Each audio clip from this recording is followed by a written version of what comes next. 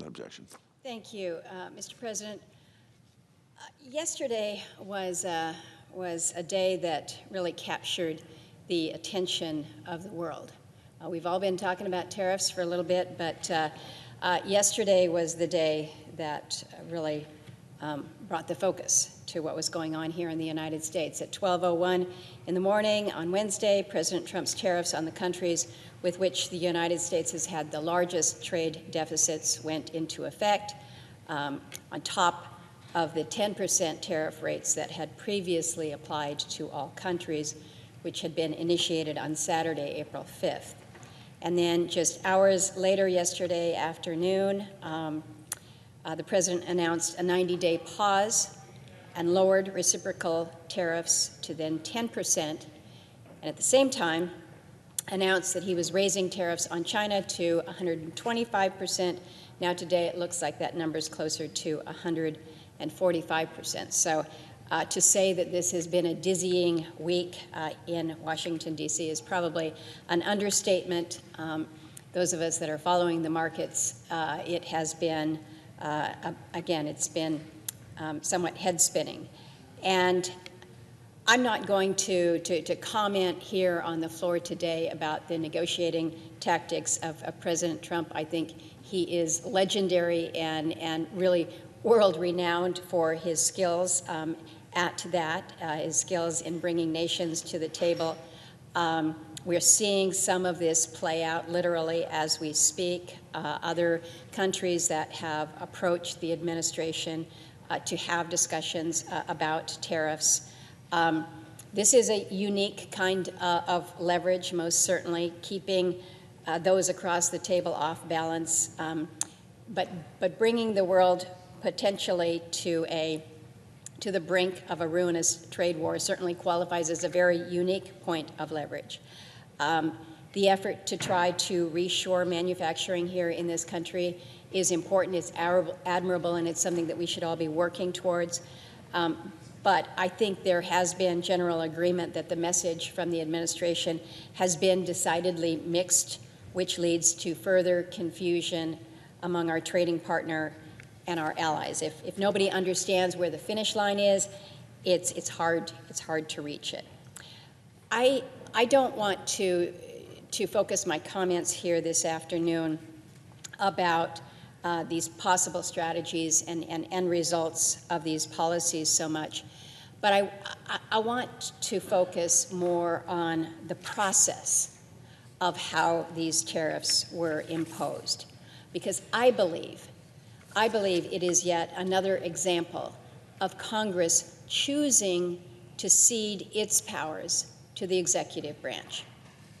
And if the global implications of these tariffs have shown us nothing else, it's that measures that are as important as these should be considered by the 535 elected individuals that are in tune with the American people, rather than vesting that with just one individual acting unilaterally. It's under Article 1, Section 8 of our United States Constitution that clearly enumerates that Congress shall have the power to lay and collect taxes, duties, imposts, and excises. In other words, the power to levy tariffs rests with us here in the Congress. So why have we seen the executive take control over tariff rates? And the answer lies in almost a centuries-long series of bills that we have seen here that Congress has voluntarily enacted and laid down its authority for the executive to pick up. Following the disastrous Smoot-Hawley Act of 1930, which plunged our nation deeper into a Great Depression, Congress passed the following legislation. First, it was the Reciprocal Trade Agreements Act of 1934, which authorized the president to make limited tariff rates without congressional review on top of negotiating bilateral reciprocal trade agreements. Then it was the Trade Expansion Act of 1962, which broadened the president's trade powers to include multilateral trade agreements, while also allowing the president to unilaterally impose tariffs if imports could threaten national security. Then the Trade Act of 1974, which allowed the president to protect U.S. workers by adjusting tariffs if foreign countries engaged in unfair trade practices. And then just a few years later, it was the International Emergency Economic Powers Act of 1977, which gives the president authorities to address declared emergencies if, quote, unusual and extraordinary, close quote, threats exist to national security, foreign policy, or to the economy. So those powers include, you probably guessed it, the authority to regulate or prohibit imports. So in his April 2nd executive order, President Trump declared a national emergency because of a lack of reciprocity in our bilateral trade relationships and our trading partners' economic policies that suppress domestic wages. He is authorized to do so under the National Emergencies Act of 1976. So I want to be clear about all of this. I know some people might not like it, but all of what he has done is clearly above board. The president is clearly within his powers to impose tariffs on our allies, like Mexico and Canada and the EU, just as much as he is with our adversaries like China and Russia and Iran. And President Trump and President Biden before him took this route because Congress has largely relegated tariff authority to the president through the laws that effectively cede to the executive. And my friends, it's just one more example of Congress abdicating instead of legislating. In my time here, I've seen a troubling pattern in both bodies where the party that controls the White House seems all too comfortable relinquishing authority to the president and then rubber stamping whatever policies the executive wants enshrined into law.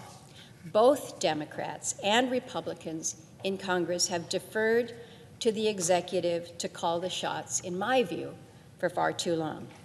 Now, we use the phrase around here a lot, co-equal branches of government. I use it all the time. But the reality is, Congress was created in Article 1. Article 1 of the Constitution. We're given far more authority than the executive. All you need to do is look in your handy-dandy little pocket Constitution. Ours is a lot longer.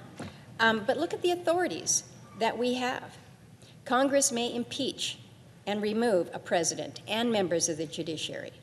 Congress can override a presidential veto of legislation. Congress appropriates the money that funds the operation of all branches of government. And it is Congress that, again, needs to lay and collect taxes, duties, imposts, and excises. So we also say a lot around here that business loves certainty.